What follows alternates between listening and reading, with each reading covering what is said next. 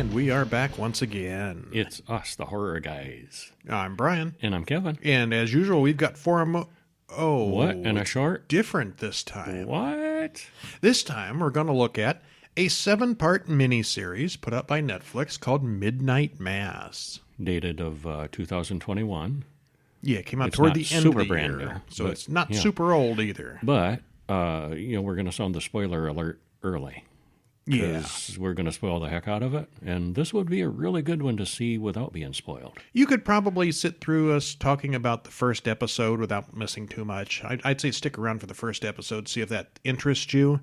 And if it does, then turn us off, go watch it, and come back later. And we will say you should watch it. 'Cause Yeah, we did like it. It was really good. Well, I don't know. I think a lot of people watched it and thought it was too long and too boring. Too talky. I think, yeah, it's gotten somewhat mixed reviews, but I think most people really like it. Mm-hmm. And, of course, we will also watch a short film. We will? It's called The Straw House. Oh, yeah. And it's not brand new. House of Straw. House of Straw, House yes. of Straw. And it has been out a couple years, but I thought it was pretty cool. Oh, yeah. It was a really good one. All right, so Midnight Mass. Here we go. All right, this one, the whole thing is directed by Mike Flanagan, who did The Haunting of Hill House and The Haunting of Bly Manor. This is not exactly in the same series, but it has a lot of the same cast and a lot of the same feel vibe to it. The way it slowly unfolds. Yeah, definitely some similarities in that. The Haunting of whatever. If you've seen those, you'll recognize a lot of the faces in this one. Yeah. Yeah, The Haunting of Whatever House is a series of haunted house. It's not exactly an anthology. Every year it's a different house. Mm-hmm. They've done the 2, and they're planning on a 3rd one. This is not in that series because it's not about a haunted house, but it's very similar. If you like those other 2, you'll like this. Mm-hmm. I think so. Written by Jamie Flanagan, Mike Flanagan, Joyce Sherry, and Teresa Sutherland. Stars Kate's in all 7 parts for the most part, has the same cast. A couple people do die off. Some come and go. Midway. But it's a island. Yeah, so there's not a lot of people coming in later on. Even the extras are Stars limited. Kate Siegel, Zach Gilford, Kristen Lehman, and Samantha Sloyan. And it is around 60 minutes per episode. Some are a little less, some are a little more. So you're looking at 7 hours for this thing entirely. And there is a trailer in the show notes, as always. So, spoiler free. What's up? Well, it's pretty terrific with a nice slow build. And there are some moments that might seem a little bit talky. We mentioned that already. The writing is very good. There isn't a weak link in the large cast of featured characters. They were all really good. No, usually you've got like a couple of good people and a couple of crappy actors. And this one, I think everybody was pretty good. Yeah, and it's got a lot of featured people that you know who they are. And then it's a small island with a small population, and you notice in the background even the extras are consistent and the same folks. That unlimited. Guy who's in the background in episode 1, you'll see him again later in episode 7. You'll see him at the picnic, and you'll see him at church, and yeah. Okay, so yeah, it's got some moments that may be a little too talky, and the special effects are excellent. There's not a huge amount of special effects until you get to the last episode. What there is really good. It does work really well, yeah. Yeah. Yeah, okay. So overall, you give it a thumbs up? Oh, yeah, big time. Oh, yeah, so do I. Okay. Unless you're really liking your horror movies action-packed. There's very little action. Even in the big finale, there's not really a huge amount of action. I mean, there's some, enough to satisfy, I think, but yeah. It's diluted. I would compare it to reading a long horror novel. Mm-hmm. You got a lot of characters, a lot of little subplots, a lot of drama, and something's going on in the background throughout. But yeah, if you like those long, slow books, you'd probably like this one. And this one leaves you wondering what exactly is going on. We mentioned that later, too. I was left with questions. Yeah, every episode, I think. And it gradually becomes clearer what's going on, what the big bad is. And, even after it's over, I still have some questions. Yeah, about who did what and why. Yeah. All right. Well, these are called Book 1, Book 2, Book 3, and they're named after biblical books for the most part. Book 1 is Genesis. Yes. We open on a traffic accident. Riley Finn sits in... Oh, the spoilers begin. Flynn. Yeah. Riley Flynn sits in handcuffs as the paramedics decide they can't save the dead girl across from him. He was drunk and caused the accident, and then he gets a rather lengthy prison term. Oops. Time passes. 4 years later, on the sparsely populated island of Crockett Island, Riley has been released. Only his mother seems to want to see him. Riley's brother Warren imports pot from some guy on the ferry. And later we find out that the drug dealer's name is Bowl. Yeah. Hey, you want to get a bowl? Who do you see? Oh, go see Bowl. Yeah. Elsewhere, a man drags a big trunk off the boat and takes it home. It's got heavy padlocks on it, and something inside knocks to get out. Yeah, he knocks, like, are you awake in there? And there's an answering knock. Boom, boom. Somebody or something is in there. Warren and his friends row out to the tiny island full of stray cats. There's also a cemetery on the island full of bodies that are hundreds of years old. Yeah, there's these two teeny islands. One is populated. One is much, much smaller with the cemetery. And these islands are miles from mainland. Yeah, I think they mentioned many, it's many 30 miles off. Yeah. Okay, so they're the cemetery, and they're out there to get high, and they imagine they see a huge bird in the sky flying over. Riley's ferry arrives, and his mother, Annie, picks him up. Monsignor Pruitt was supposed to be on the boat as well, but he didn't come back from his long vacation. The congregation got together and bought him a trip to the Middle East to go see to Jerusalem. the Holy Land and see the Wailing Wall and all that. He's late coming back. Huh, what happened? Oh, he's really old, too. Yeah. He's getting really old and guy. just slightly on the dementia side, so they're giving this as like a final send-off gift. Yeah, and they were concerned that he was, showing too many signs of dementia, but most of them were like, yeah, don't worry, he'll be fine. Yeah. Well, Erin goes to see the gynecologist, Dr. Gunning, as she's 5 months pregnant. And she's not just the gynecologist, she's the doctor for the whole island. Mm-hmm. Yeah.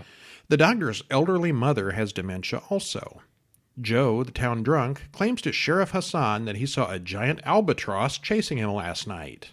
Yeah, and it's more than, she's got physical problems too. She can barely walk. She has to use a walker. She can't use the stairs at all. And on her last leg. Yeah, she's in bad shape. Well, there's a big storm coming in tomorrow night, so the sheriff and the town leaders make plans to lock everything up.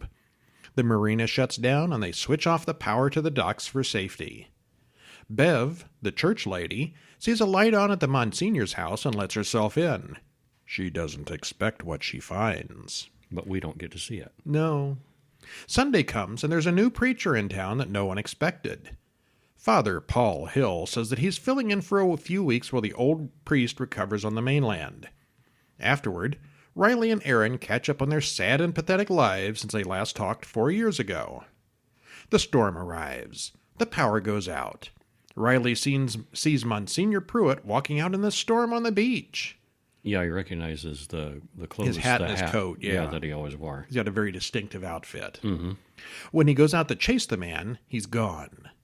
The next morning, the whole island is a mess, with lots and lots of storm damage. Except there are also hundreds and hundreds and many, many, many dead cats laying on the beach. And it wasn't until much later I realized, and here comes the first real spoiler. Okay, up to this point, it's all been set up. We've met the characters. There's something weird in that box. There's something weird flying around, but nothing so far has really been terribly spoilery. Mm-hmm. So if you're intrigued, you get a lot of characters, a lot of character development, and a lot of drama. And I was hooked after the first episode. I mean, that's kind of what the first episode is the yeah, that was the end of the hook. first episode. Yeah.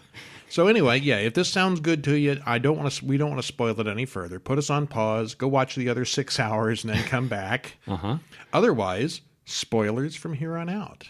Okay, what? That was the creature wearing the priest's old clothes, the coat and the hat. Why would it have been? Well, it wasn't the young guy. It could have been. No, because later we see him, and he's wearing the hat and the coat when he comes into the rec center, and later when we see the creature. Oh, you're right. Yeah. Yes, it was him. And that's why he was gone when Riley went out there. He flew away. Yep. Yeah. Yeah, absolutely makes sense. Yeah, I didn't realize that till much later. I still don't know why he was eating the cats, though. I think just in a pinch, he was hungry, needed some sustenance, and they were available, and he didn't stop at cats in the next episode. Oh, I know, but he wasn't ready to dig into the people yet. He was still setting up with the priest and settling in. Okay, I so think it was just a quick snack sustenance. I'm going to go eat 100 cats. Cats Just a don't have quick much snack. juice, so you have to have a lot of them. Well, commentary on the first book, lots of character introductions, and we meet the town, but there are only hints of something ominous coming. We immediately notice several young to middle-age actors made up to look much older than they are.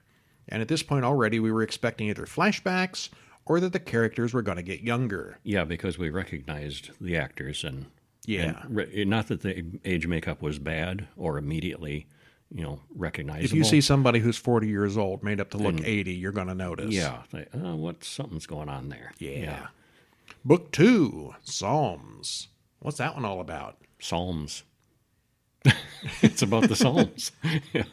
Well, the sheriff, mayor, and everybody else wants to see the dead cats on the beach. The island of cats must have flooded for the first time in 20 years. The mayor is just trying to come up with all these logical explanations, and the sheriff points out, well, yeah, these cats didn't drown. Their necks are broken, and they have no blood. Yeah, something's not right. There's no blood anywhere. Well, we see that Sheriff Wade is a know-it-all jerk who brushes off the cats. Yeah, nothing to be concerned about, nothing to see here. Carry on. Mayor Wade is a know-it-all. The sheriff is a pretty good guy. Mayor Wade, yeah.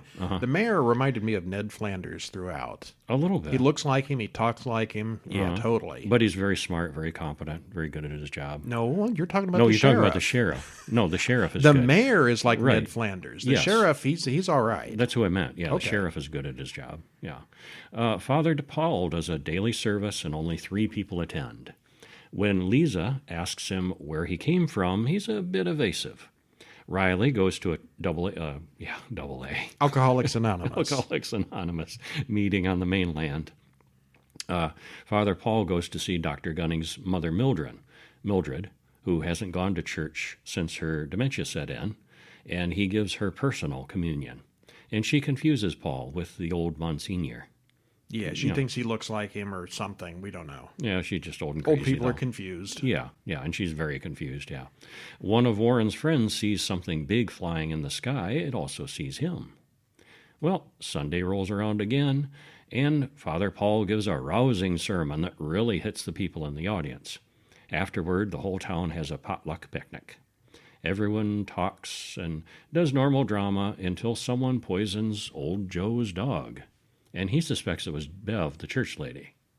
The sheriff follows up with Bev the next day, who denies the whole thing as she's holding a box of rat poison. We don't see her do it. No, just poisoning the rats, and especially more concerned now that all the cats have been killed off. That we could have a rat infestation. Which is logical. We don't see her do it, but boy, she's the Father Paul sets AA branch up on the island. Says, well, you don't have to bother going to the mainland. I can set up because he's authorized, and so he sets one up. Except it's just him and Riley. It's not really all that anonymous if it's just you and the preacher. Yeah, awkward. Well, Erin sees someone outside her window. She's the pregnant gal. So does old Mildred. Bull, the drug dealer, hears something and investigate, and something large gets him. The following Sunday, Father Paul performs a miracle. He gets Lisa to walk and leave her wheelchair. Yeah, its backstory was that old drunken Joe was drunk one day, and he was just shooting his gun off out in the woods and shot Lisa in the back, putting her in a wheelchair for life. Mm-hmm. Yeah. But now she's up. And it's cool how they did that. I mean, that's the end of the episode. Yeah.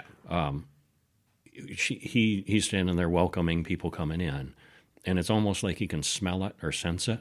He watches her come in, and you can see on his face that, he knows something's up. She doesn't even know she can walk yet, but he offers her the wafer, like a cookie, come get the cookie, body of Christ, out of her reach. So she has to stand up and walk to him to get it. I don't think he really performed the miracle, but he sensed that it had already been done somehow. It's very strange. It's vague at this point. Yeah, it is. We know what happened later. But anyway, she gets up and walks out of her wheelchair, all better. Yeah. Well, it's clear by this point that it's going to be a really slow burn story. But the characters are interesting, the location is fascinating, and the situation is strange. There's only one scene with the drug dealer that involves anything monstrous, but it's a good start for only part 2. It is. Yeah, there's really nothing that we have seen so far that's horror, except for that one scene right at the end. Mm-hmm. Which takes us to part 3, Proverbs. Well, we hear Father Paul reminiscing about old Monsignor Pruitt and how bad off he was even before he left for his trip. His dementia was more advanced than anyone realized. The old man wandered away from the tour group and got lost in the desert. We then flash forward to when Lisa walked in church for the first time. Paul runs out of the church to his home and Bev follows. Paul vomits blood after the miracle. And his home is just a little church house. Yes, like behind, right next behind to the church. Yeah, where the priest lives. So we're thinking at this point maybe, healing her has taken energy away from him. That's how it kind of looked, But yeah. that's not what it was. That's not the case. Dr. Gunning is at a loss to explain Lisa's recovery. She recommends further study on the mainland, but the parents are against the idea. Riley wonders how Father Paul knew she could walk. How did he know? Paul doesn't really have much of an answer. Mildred, the old lady with dementia, can suddenly climb the stairs. Ed, Riley's father, his back is feeling better. He even dances with his wife Annie for the first time in ages. Yeah, he's a fisherman, and his back is all screwed up from years and years of hard labor. And yeah, he was you could see where he was having trouble straightening up sometimes, and suddenly it's all better. Well, needless to say, the church is packed the next Sunday. 3 weeks pass, things are good, and we see Bev with her rat poison again, and then we see Father Paul collapse at the pulpit. See, we saw Bev with that rat poison when the dog died. Mm-hmm. Now we see Bev with the rat poison, and the preacher's getting sick. Yeah. What's going on here? Well, we flash back to Monsignor Pruitt in the desert where he found a cave. Yeah, this is still Paul. We're getting little flashbacks Paul here. is in the confession booth by himself, narrating all this. Yeah. And then, we're seeing the flashback. And you start to wonder, how does he know all this in so much detail? And you really become suspicious and figure it out before he reveals, His why. big reveal later on is not a huge surprise. Because, there's no way, because, it was just the old priest and all this stuff. How? Well, Dr. Gunning pronounces Paul as okay after his collapse in church. Lisa confronts Joe, the town drunk who shot her in the back years ago.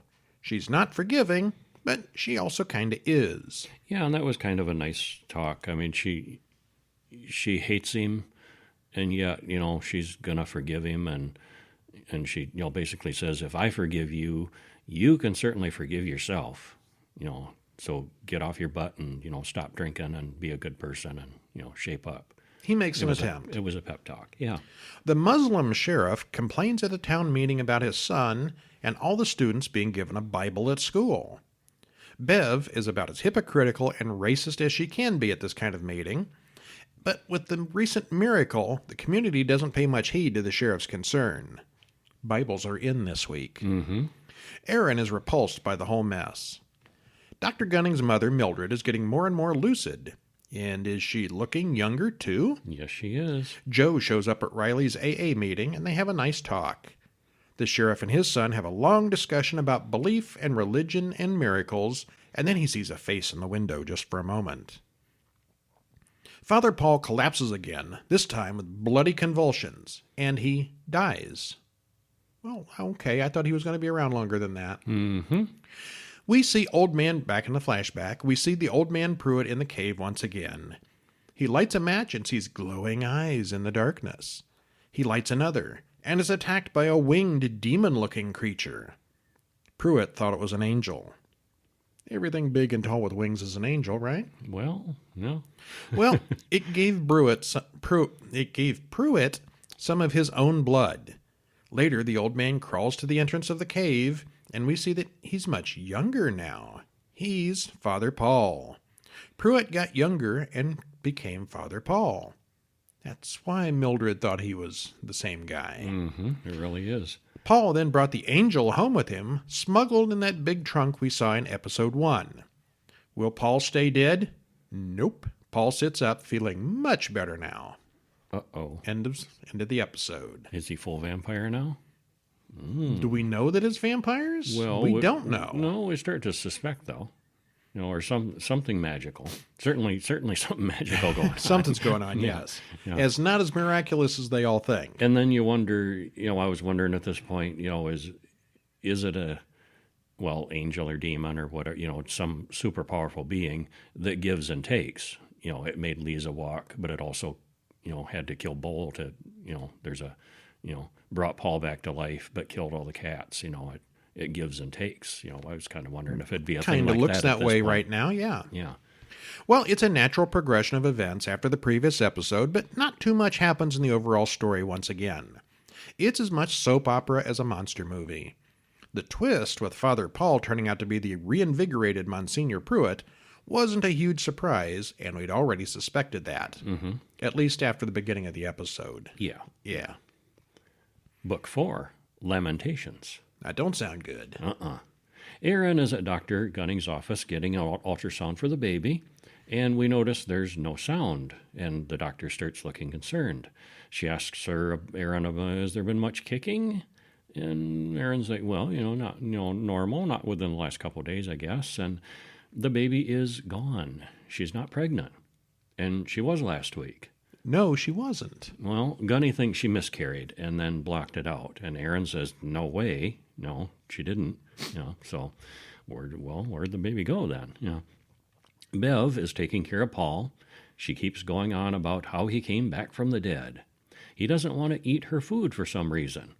Yeah, she knows what he really is, who he really is. The reinvigorated Monsieur Pruitt, she knows. And what she doesn't know is that Father Paul is becoming allergic to sunlight. It burns him. Ed and Riley have an uncomfortable father-son talk, and Riley cries. At Dr. Gunning's place, old lady Mildred is suddenly completely normal and coherent. But Aaron's blood sample explodes in the sunlight. What?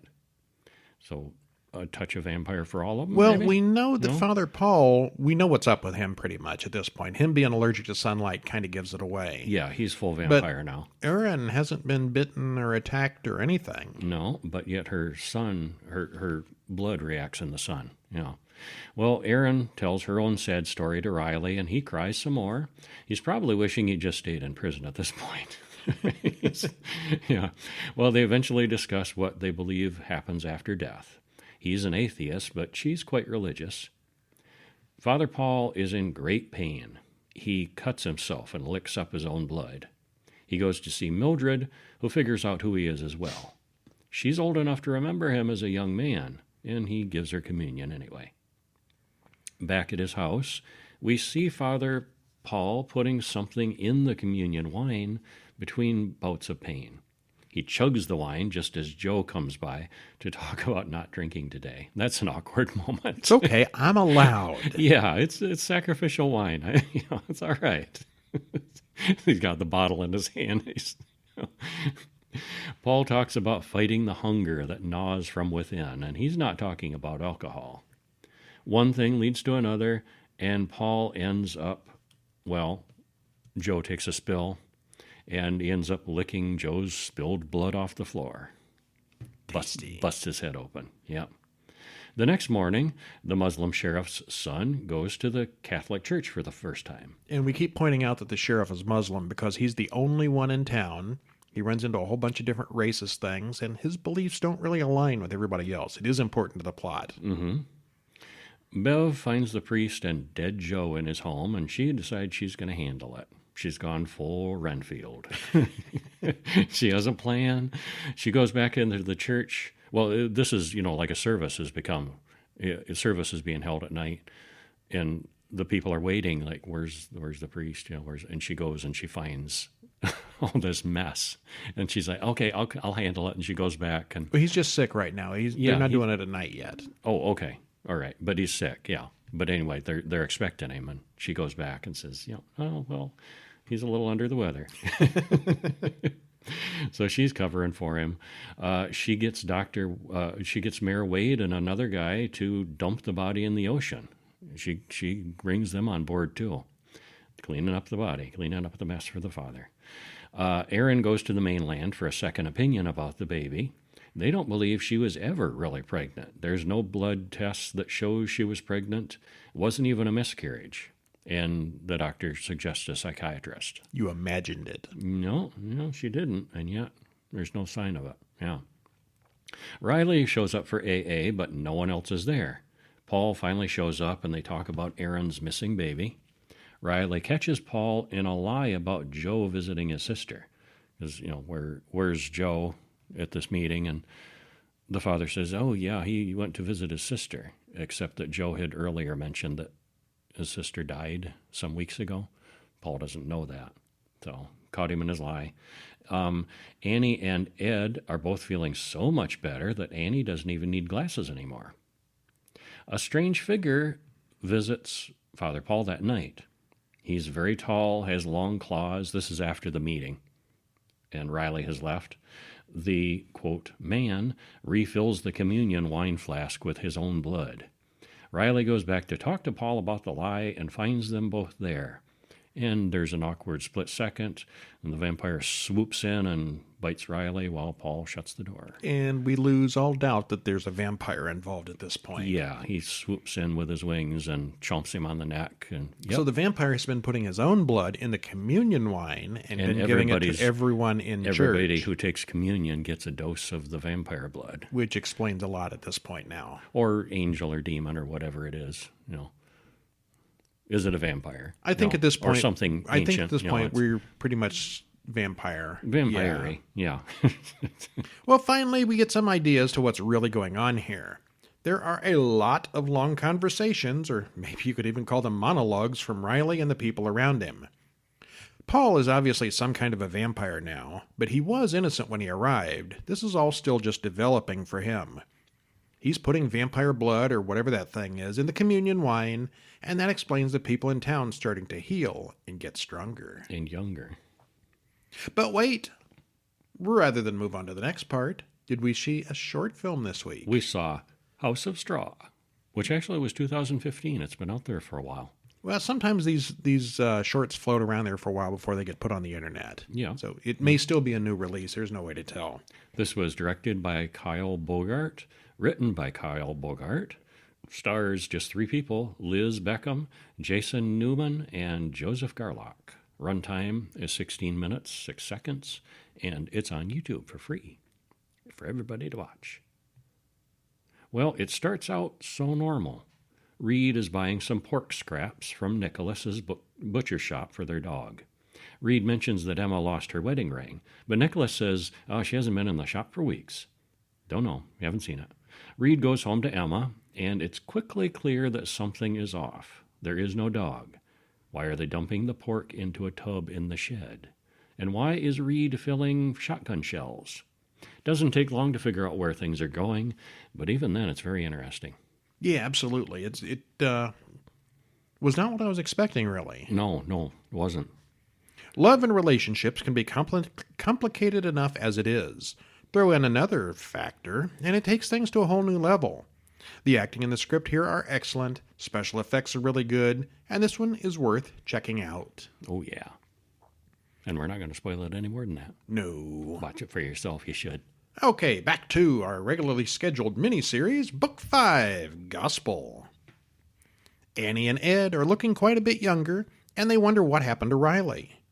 Mildred is now looking nearly as young as her daughter.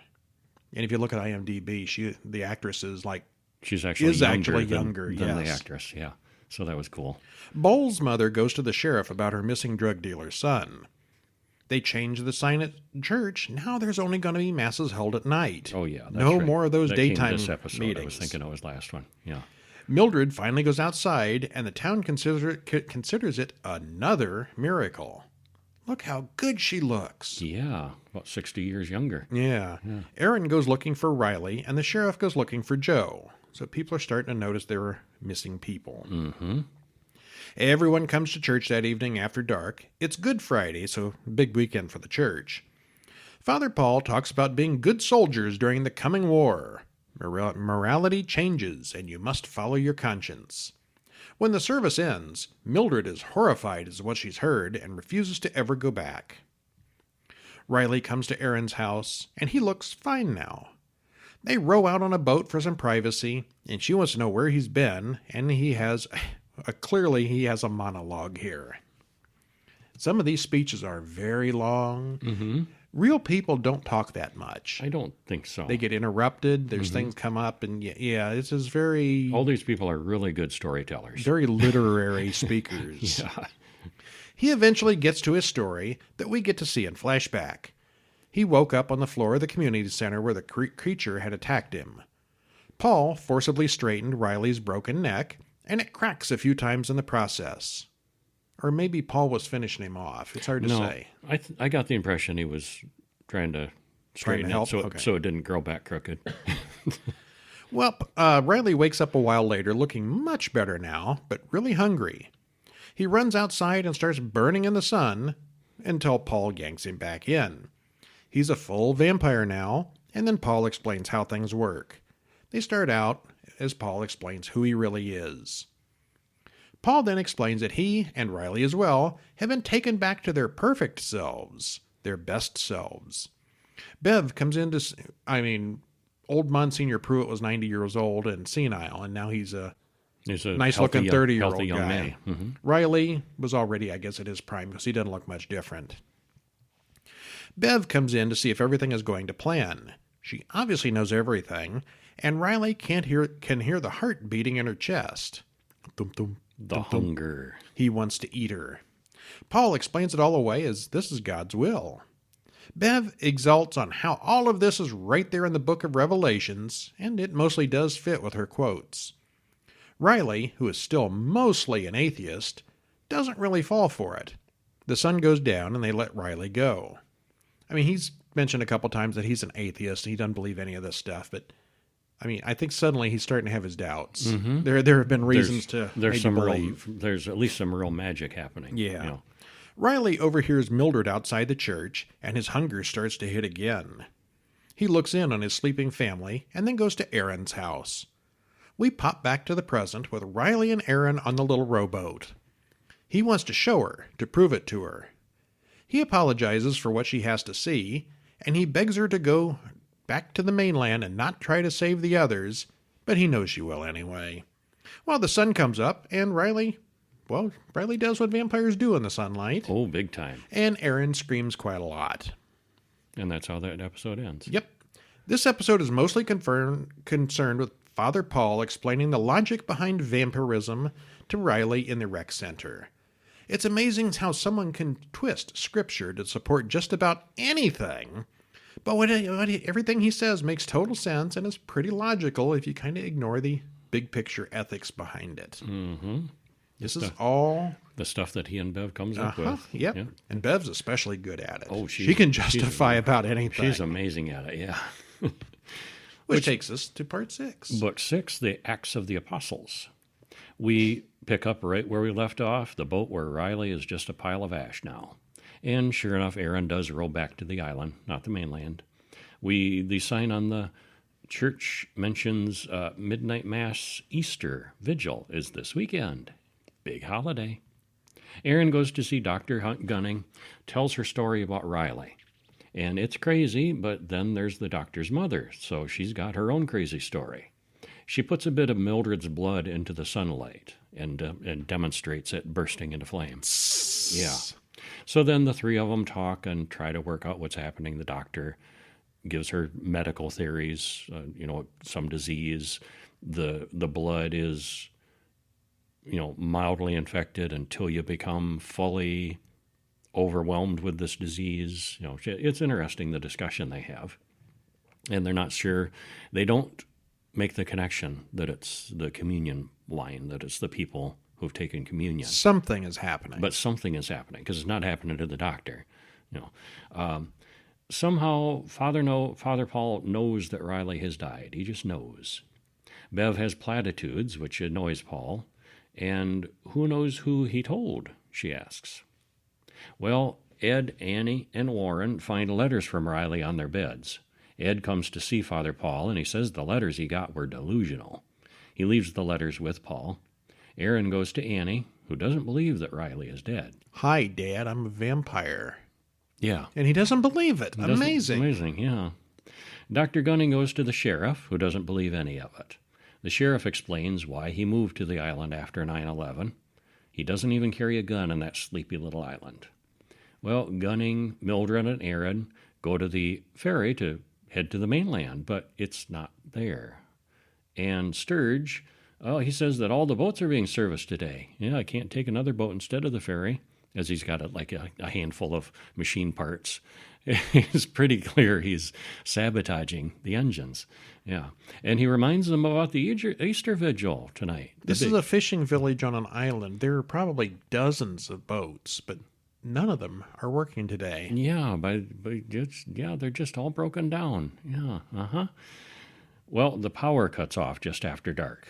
The sheriff calls Sturge, who has his hand on the big switch, along with the mayor, and says to the sheriff, oh, it just happens sometimes. It's probably a cable down from the mainland or something, as they, finish shutting down the power.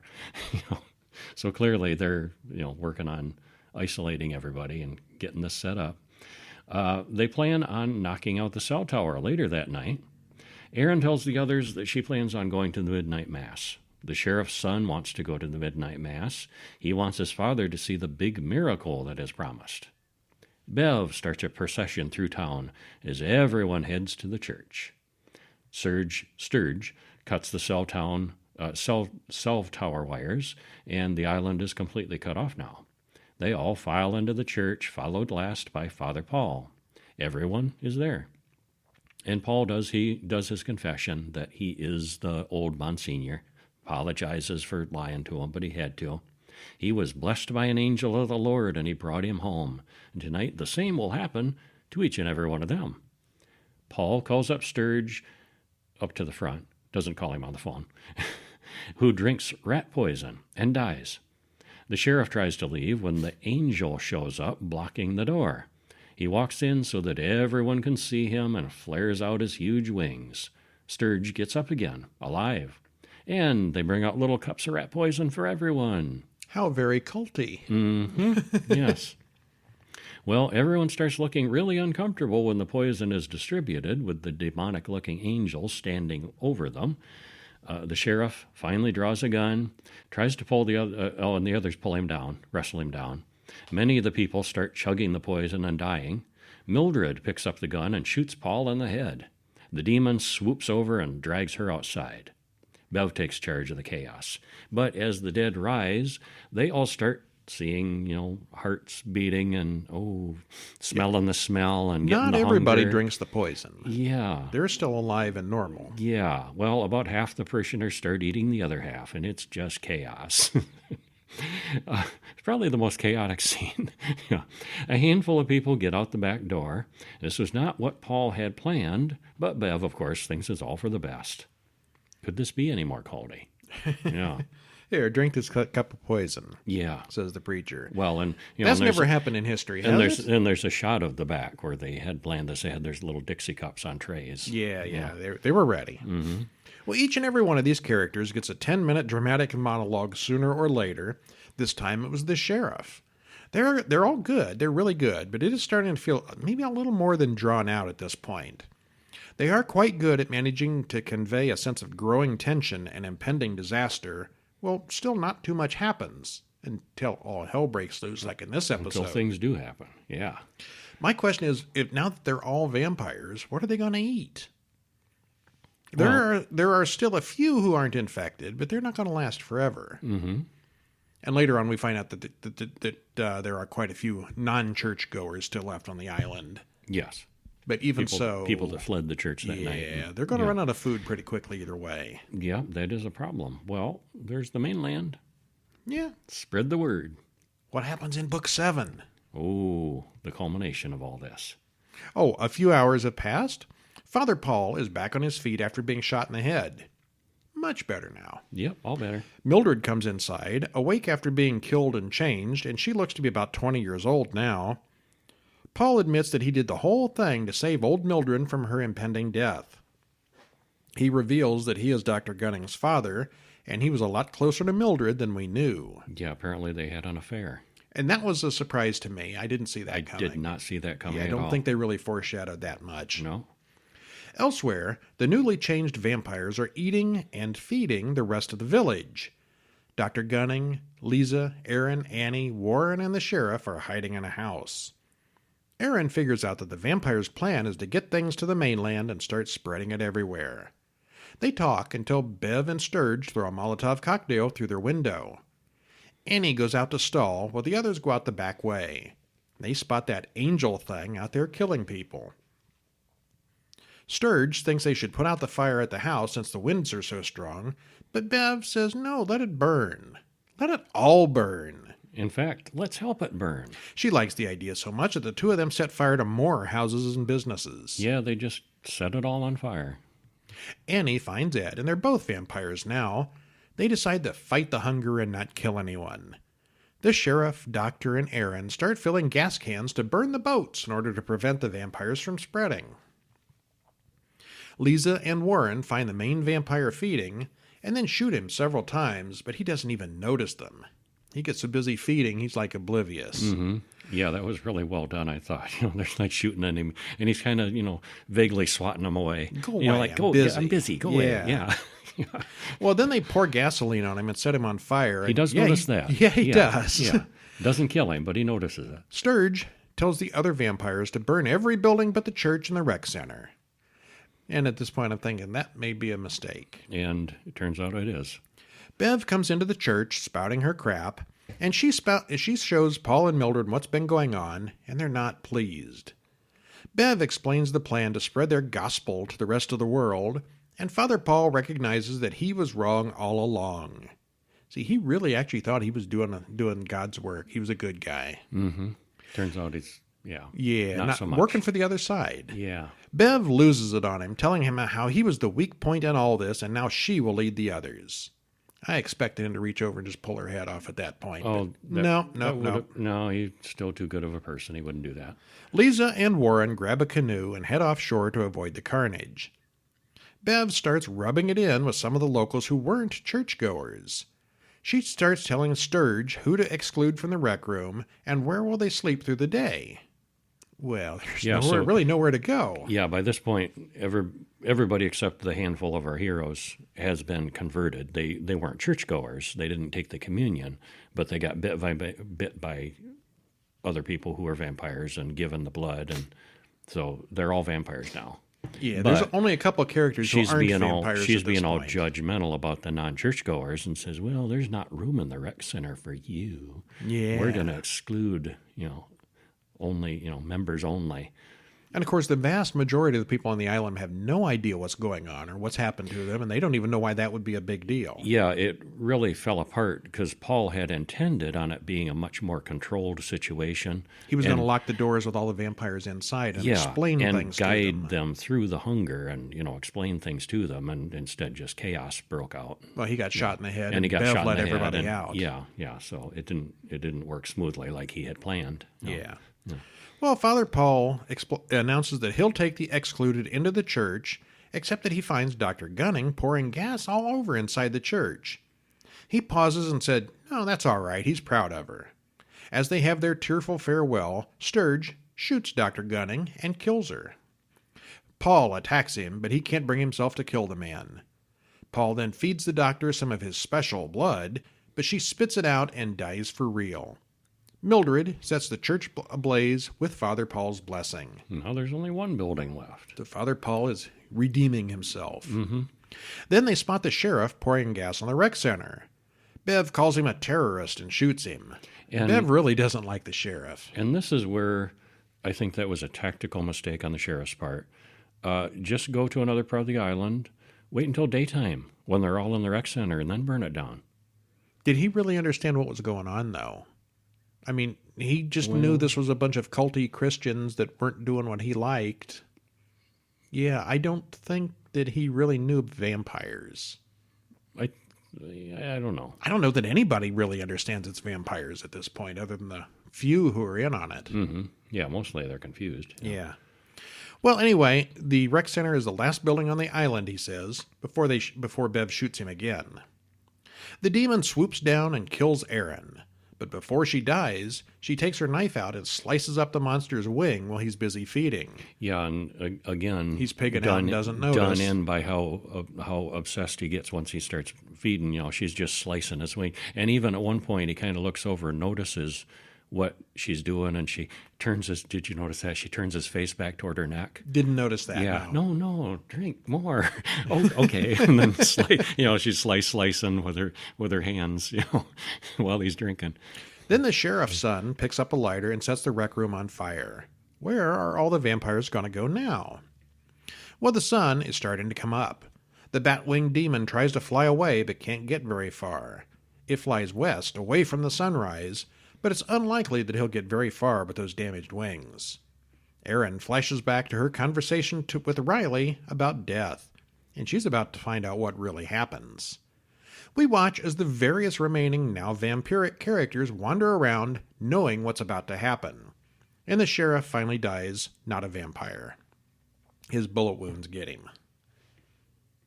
Bev gets a frantic idea to dig a hole for herself as the sunrise approaches, and the rest of the villagers all start singing hymns in the village square. The sun comes up, and everyone bursts into flame. All the singing just suddenly stops, which I thought was a pretty cool detail. Mm-hmm. All the singing goes on for 3 or 4 minutes, and you see them all standing there, and we pan out to the island as the sun comes up, and from a distance, it all just stops. Yep. You know what happened. Just the burning, you hear the burning buildings. And, yeah. Warren and Lisa watch the island burn from their little boat, and Lisa says, hey, she can't feel her legs now. The end. Which to me implies that the head vampire died. I think so. The magic was gone. Yeah. Yeah. I don't see why that would have happened for any other reason. Mm-hmm. I mean, the stuff doesn't wear off. Yeah. Yeah, I think the big vampire died. Mm-hmm. Although we don't see that. No. Was trying to fly west, but with the damaged wings, he couldn't fly very fast at all. Yeah. Well, the ending took so long to complete that the vampires could have simply dug holes to hide in. Bev got the right idea, just a little bit too late. Yeah, actually, I thought of that. Anne Rice's vampire books. Lestat's mother does that. Yeah. Realizes she can do that. Yeah. You dig a hole, hide in it. Mm-hmm. And I really find it hard to believe that there's no buildings anywhere, or there's no stone buildings or anything on the whole island. A little shed or, storage garage. The power plant or the waterworks or something is usually a big stone building. Mm-hmm. I get that there's no basements on this island. That's not a thing. Oh well, these guys were just sort of ready to die at the end or something. The island is small, but surely something would have remained. And I also assume that since Lisa lost the use of her legs at the end, that meant the magic, in the form of the big vampire demon thing, had also died. Mm-hmm. I think so. Okay, overall, it's a super slow burn, but it's intended to be a miniseries, so that's not a bug, it's a feature. You have plenty of time to get to know the settings and the characters. On the other hand, many of the characters give hugely long speeches and monologues that are pretty divorced from the way real people talk. It's beautifully written, but not terribly realistic dialogue. And it's great that there's time to develop theories, wonders what's up with this or that action, and decide who knows what. It's a mystery, a drama, and a horror story all in one. The gore and creature special effects are good, but there's not a huge bunch of it considering the runtime. There's a lot to be said here about religion, faith, and cults, but I'll leave it to you to make those connections. A lot of philosophical discussions. Mm-hmm. The final episode was a bit predictable in how it went. I didn't really get too much surprises there, did you? Not a lot. It was pretty clear where it was going. It unfolded. I think by that point we knew what was going to happen, and but the fun was just watching it happen. Yeah, absolutely. Yeah. All these characters are well written, interesting, and have their own motivations for doing the things they do. It's 7 full hours of story, and it's absolutely worthwhile. You betcha. Yeah, very cool. Okay, and that is our show for this week. Uh-huh. Stop in over at horrorguys.com to read all these reviews and keep up on what's coming next week, where we'll have 4 more films and a short, as always. And we'll have some bonus reviews in the newsletter over at horrorbulletin.com. Alrighty. And anything else? No, I think that's about it. Well, we'll see you next week. See ya.